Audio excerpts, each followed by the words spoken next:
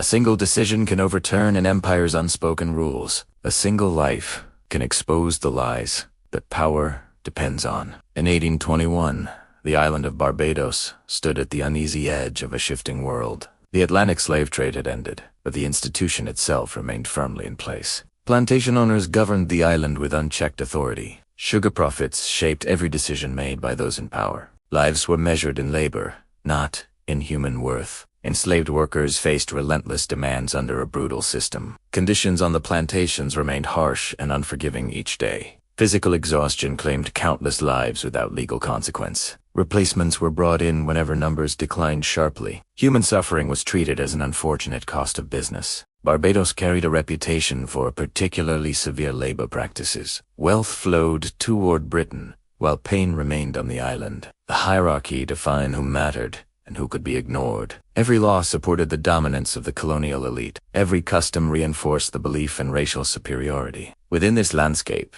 a child named William Conrad Reeves was born. His mother belonged to a community denied basic dignity by the system. Her African ancestry placed her at the lowest rung of society. Her survival required constant resilience under colonial pressure. Reeves's father came from the European class that held influence. His status created a fragile shield for the child's early safety. This shield, however, came with its own painful limitations. Mixed-race children occupied an ambiguous position in the colony. They were neither accepted nor fully rejected by those around them. Colonial society placed them in a strict and isolating category. They were legally free, but socially constrained in every direction. They were excluded from political participation without exception. They were restricted in land ownership and economic advancement. Professional careers remained closed behind entrenched racial barriers. Church institutions greeted them with visible reluctance and judgment. White communities treated them as a threat to their constructed identity. Black communities sometimes regarded them as aligned with colonizers. They lived between two worlds without belonging to either one. Opportunity rarely appeared, and acceptance remained distant.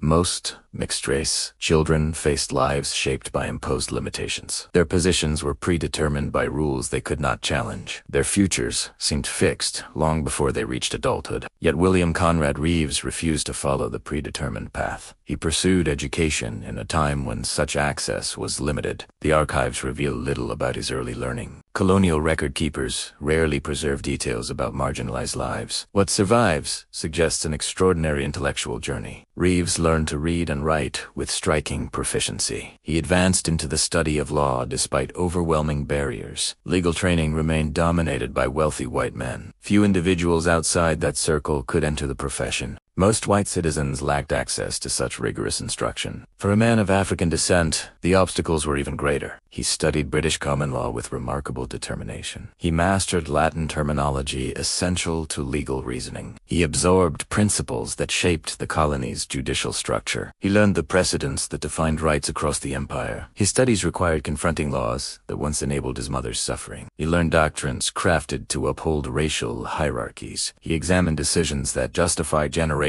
of injustice. He pushed forward, knowing that recognition would rarely come easily. Every achievement would face scrutiny before being acknowledged. He would need exceptional discipline to earn basic respect. He persisted despite the knowledge that prejudice awaited him. When he entered the legal profession, he defied expectations immediately. Black lawyers remained almost non-existent in the British Caribbean. Courtrooms functioned as spaces reserved for the colonial elite. Legal debates often reflected the interests of plantation owners. Those who controlled wealth also influenced judicial outcomes. For Reeves to argue cases in these spaces required immense courage. He challenged opposing forces, using the language of their own institutions. He stood before judges who doubted his right to speak. He confronted attorneys who questioned his presence entirely. His victories were met with whispers from his detractors. Some suggested he benefited from unseen favoritism without evidence. Others claimed his arguments were guided by hidden men. They refused to believe his brilliance originated from his own mind. Court officials displayed subtle resistance whenever he appeared. Their mannerisms revealed the belief that authority belonged elsewhere. Many insisted he was attempting to rise above his assigned place. They saw confidence as audacity and skill as defiance. They hoped constant pressure would force him into silence. Reeves rejected every attempt to diminish his worth. Each case he won undermined the logic of racial superiority. Each ruling he influenced contradicted assumptions held by his opponents. He used the legal system to expose the fragility of colonial beliefs. He demonstrated that intellect was not bound to ancestry. He proved that justice could be shaped from within oppressive structures. He practiced law with a purpose that exceeded personal advancement. Over time, his abilities became too great to deny. By the 1860s, his reputation extended across the island. By the 1870s, he was regarded as an exceptional legal thinker. He displayed mastery that matched graduates of prestigious universities. He recalled precedents with precision during courtroom debates. His written opinions displayed clarity and disciplined logic. Even critics acknowledged his deep understanding of legal doctrine. Reeves expanded his work beyond elite clients whenever possible. He represented laborers who lacked access to representation. Many of these workers descended from recently freed families. Their lives remained affected by the legacies of bondage. The courts often neglected their concerns without hesitation. Reeves stepped forward to challenge powerful plantation interests. He fought for conditions that offered greater safety and fairness. He advocated for protections within the colonial legal framework. His work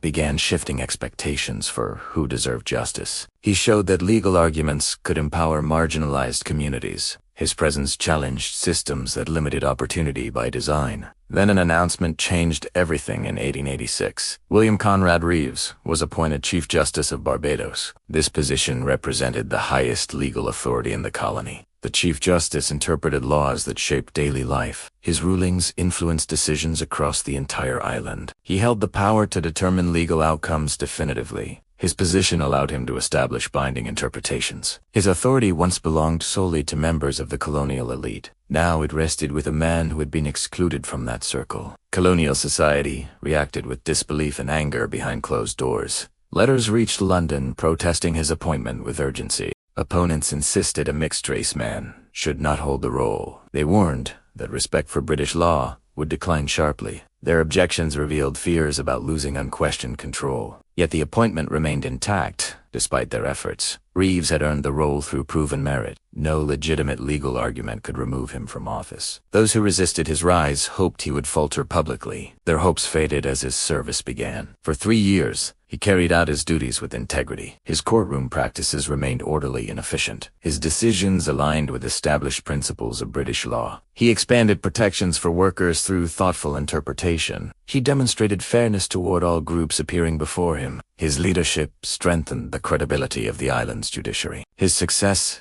deepened the discomfort of the colonial elite. He represented a truth they had long denied. He illustrated that racial hierarchies served power, not reality. He challenged assumptions without speaking a single provocative word. His existence offered proof that talent transcends imposed boundaries. Then the date, January 28, 1889, arrived without warning. Queen Victoria made a decision that carried immense symbolic weight. Hope can survive even when history tries to silence a name. Truth can rise even when an empire works to bury it. She united with William Conrad Reeves. He became Sir William Conrad Reeves, the first recorded black man to receive a British knighthood. The ceremony unfolded with a precision expected of late Victorian ritual. Reeves knelt with quiet dignity before Queen Victoria at the height of her reign. The weight of centuries hung over that moment, without a single word spoken. A man once considered unworthy by the standards of the empire faced its monarch directly. His ancestors had lived under conditions shaped by colonial domination for generations. His mother had survived in a world that denied her equal humanity every day. His childhood had been marked by rules meant to limit his future completely. Yet he rose from the carpeted floor of the palace as Sir William Conrad Reeves. That transformation signaled a milestone few believed possible in the 19th century. The title granted him new social standing within Britain's rigid hierarchy. His children would inherit the honor across future generations. His knighthood entered the official records preserved by the crown. Reeves achieved what the ideology of colonial racism insisted could never occur. Every assumption the empire relied on seemed to tremble at that moment. But the aftermath revealed a truth darker than silence itself. You might expect this historic knighthood to be celebrated widely across Britain. You might imagine newspaper headlines announcing a groundbreaking achievement proudly. You might think Victorian society would acknowledge a remarkable moment of progress. None of those expectations matched what actually happened in 1889. The British press offered only brief and muted references to the event. Not one major publication framed it as a historic turning point. Colonial administrators recorded the honor in a strictly factual manner. They avoided any acknowledgement of its deeper social significance, intentionally. In the decades that followed, Reeves's name faded further from memory. Generations grew up without learning that a black man had once been knighted. Schools omitted his story from lessons on the Victorian era without explanation. Historians rarely encountered his legacy because records remained deliberately sparse. This erasure reflected a calculated decision shaped by imperial interests. Reeves's life raised questions the empire preferred to leave unspoken. If a man of African descent could achieve such distinction, what did it mean? If he could guide a colonial judiciary with fairness and brilliance, what followed next? If he could master British law and wield it responsibly, who else might do so? These questions challenged the foundations of empire more deeply than criticism ever could. The ideology of racial hierarchy depended on limiting such possibilities. Empires often claimed they uplifted the people they governed paternalistically. They insisted that racial inequality reflected natural differences between groups. They justified domination through narratives designed to protect their own authority. Reeves undermined those narratives simply by existing in a position of power. His achievements suggested that barriers were constructed, not inherent. His career revealed that ability and intellect appeared across all communities. His rise demonstrated that exclusion served political interests rather than truth. Those in power recognized the danger of acknowledging his success publicly, so they allowed his memory to disappear into neglected archives quietly. They withheld celebration because celebration would have invited scrutiny. They minimized his significance to prevent future generations from drawing conclusions. They ensured the story lacked presence in public discourse for decades. Yet truth has a way of surviving suppression through persistence and curiosity. Reeves continued his work after receiving his knighthood with unwavering commitment. He did not withdraw from public life or pursue quiet retirement. He approached his duties with the same resolve that marked his entire career. He issued judicial decisions that prioritized fairness over entrenched advantage. He ruled in ways that supported workers seeking basic protection and dignity. His interpretations of colonial law expanded rights for marginalized communities meaningfully. He used his authority to challenge unfair practices rooted in older systems. He showed that representation in leadership affected outcomes profoundly. He demonstrated that inclusion could reshape legal norms from within the institution. His stance revealed why powerful figures feared genuine diversity and authority.